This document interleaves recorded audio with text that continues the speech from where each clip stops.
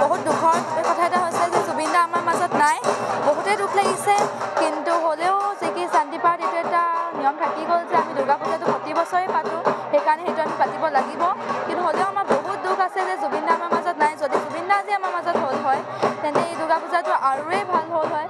কিন্তু হ'লেও আমি মা দুৰ্গাৰ ওচৰত এইটোৱে কামনা কৰিম যে জুবিন দা য'তে আছে তেওঁ আত্মাটো যেন শান্তি পায়। আমি প্ৰতি বছৰ নতুন আৰ্হিত আমি দুৰ্গা পূজা উদযাপন কৰোঁ শান্তিপাৰা পূজা কমিটিৰ তৰফৰ পৰা। এই বছৰ আমি অযোধ্যাৰ যিটো ৰাম মন্দিৰ আছে, ৰাম মন্দিৰটো নিৰ্মাণ কৰিবলৈ যথেষ্ট চেষ্টা কৰিছোঁ আৰু কিমানখিনি হৈ উঠিছে আমি নাজানো। ৰাইজে ভাল পাইছে, কিন্তু হ'লেও আমাৰ আলোকসজ্জাৰ ফালৰ পৰা মনৰ শান্তি, মনৰ সুখ সেইবিলাক একো নাই, সম্পূৰ্ণৰূপে বিলীন হৈ আছে। কাৰণ জুবিন দাবিহীন একো নহয়।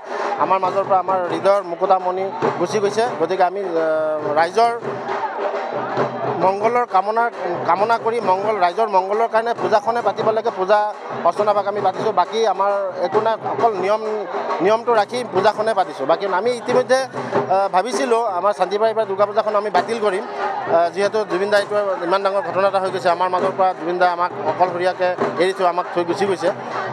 তো পূজাখন পাতিব লাগিব যিহেতু, সেইটো কাৰণে পূজাখনে পাতিছোঁ। বাকী আমাৰ মাজত কোনো শান্তি, সুখ বা ফূৰ্তি যিটো আনন্দ সেইখিনি নাই, সম্পূৰ্ণৰূপে বিলীন হৈ আছে। বহুত দুখৰ কথা এটা হৈছে যে জুবিন দা আমাৰ মাজত নাই। বহুতে দুখ লাগিছে, কিন্তু হ'লেও যে কি শান্তি পাঠ এইটো এটা নিয়ম থাকি গ'ল যে আমি দুৰ্গা পূজাটো প্ৰতি বছৰে পাতোঁ, সেইকাৰণে সেইটো আমি পাতিব লাগিব।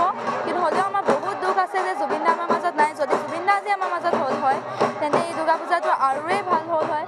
কিন্তু হ'লেও আমি মা দুৰ্গাৰ ওচৰত এইটোৱে কামনা কৰিম যে জুবিন দা য'তে আছে তেওঁ আত্মাটো যেন শান্তি পায়। আমি প্ৰতি বছৰ নতুন আৰ্হিত আমি দুৰ্গা পূজা উদযাপন কৰোঁ শান্তিপাৰা পূজা কমিটিৰ তৰফৰ পৰা। এই বছৰ আমি অযোধ্যাৰ যিটো ৰাম মন্দিৰ আছে, ৰাম মন্দিৰটো নিৰ্মাণ কৰিবলৈ যথেষ্ট চেষ্টা কৰিছোঁ আৰু কিমানখিনি হৈ উঠিছে আমি নাজানো। ৰাইজে ভাল পাইছে, কিন্তু হ'লেও আমাৰ আলোকসজ্জাৰ ফালৰ পৰা মনৰ শান্তি, মনৰ সুখ সেইবিলাক একো নাই, সম্পূৰ্ণৰূপে বিলীন হৈ আছে। কাৰণ জুবিন দাবিহীন একো নহয়।